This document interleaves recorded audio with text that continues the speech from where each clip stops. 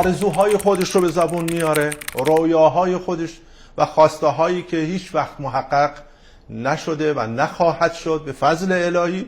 این رفتارهایی هم که از یکی چند ساعت بعد از مذاکرات شروع کرده. من در دریای عمان، اقیانوس هند، در دوردست‌ها این میکنم اون میکنم.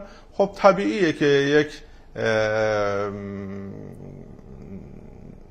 رئیس جمهور شکست خورده دیگه اگر این جملات و این کلمات و این ادبیات رو به کار نبره، من فکر میکنم دیگه فضاحتش برای مردم آمریکا هم غیر قابل قبول میشه. آنچه که گذشت در طول این 24 ساعت گذشته از مذاکرات نشون داد که اساسا آمریکایی‌ها برای مذاکره نیامده بودن.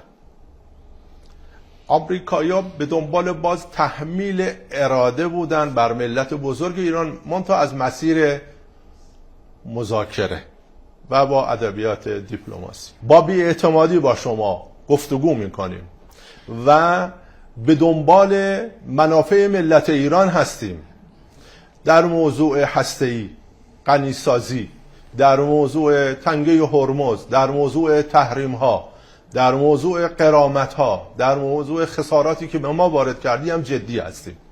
وقتی چنین اراده‌ای رو به طور طبیعی آمریکایی‌ها مشاهده می‌کنن، خب طبعاً نمیتونن اون خواست خودشون رو از مسیر میز مذاکره تحمیل کنن، برمیگردن. خب همینطور که معاون رئیس جمهور آمریکا آقای ونس بهش ما هیچ دستاوردی نداشتیم داریم برمیگردیم. آرزوهای خودش رو به زبون میاره، رویاهای خودش و خواسته هایی که هیچ